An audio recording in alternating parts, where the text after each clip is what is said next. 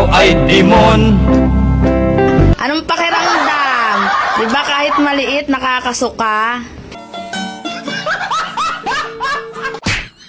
Kasi ako naman cellphone mo, ibabayatan sa cash. Ngayon na. Gamitin mo. Ano kung may password, ano ba password nito? Anniversary nyo ng ex mo. Batat. Tara, selfie tayo. Panlalagay ko sa profile ko.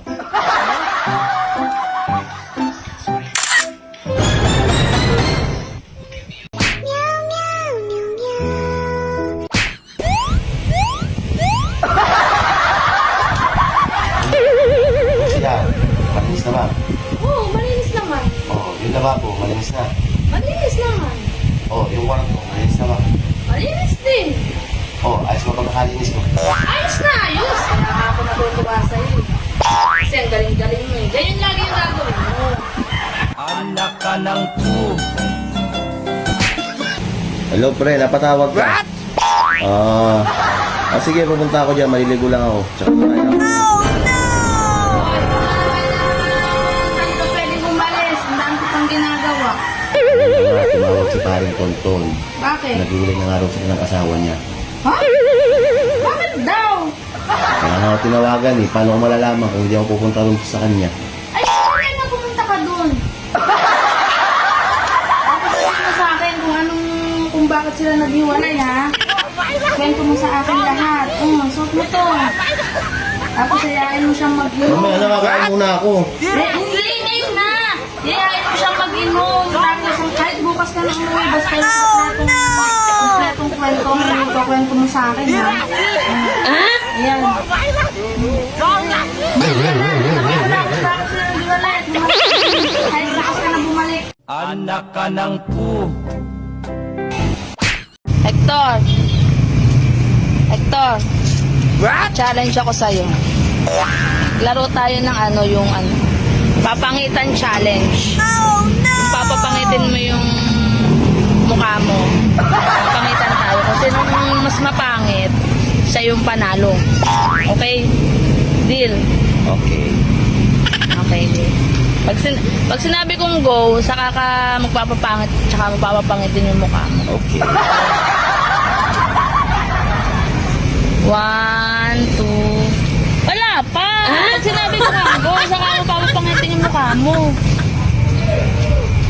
Huwag mo munang papangitin. 1. Sabi na nga wala pa eh. Sinabi kong go. Pinapapangit agad yung mukha niya. Wala pa eh. Pag sinabi kong go, saka mo papapangitin yung mukha mo. 1. Sabi nang wala pa nga eh. Pag sinabi ko nga go, saka mo papapangitin yung mukha mo. Wala pa akong ginagawa eh. Bahala ka na nga dyan. Wala pa bang ginagawa yun? What?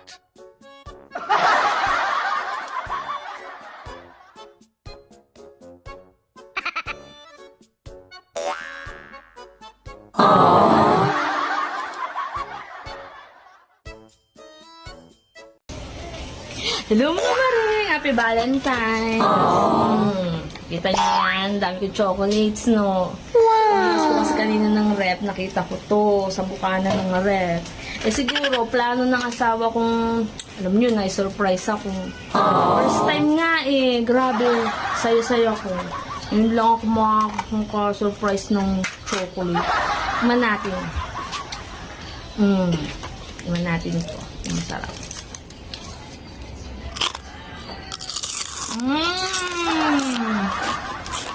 Sarap! Grabe, ang sarap. Siguro mamahalin to ng asawa ko. Grabe. Pakasweet din pala ng minsan. Tikman naman natin tong isa. Para siyang Toblerone. Pero hindi siya Toblerone. Mukha lang. Grabe talaga. Nagulat talaga ako. First time kasi ako surprise ng asawa ko ng mga ganto-gantong bagay. Wow! Rusya! Nakita mo ba yung mga chocolate sa rep? Bakit? Pinatabi ng kapitbahay, kukunin na ata. Hindi ba ito sa atin? Oh no! Ang bahay yun. Kala ko binili mo? Okay, kakat muna ito.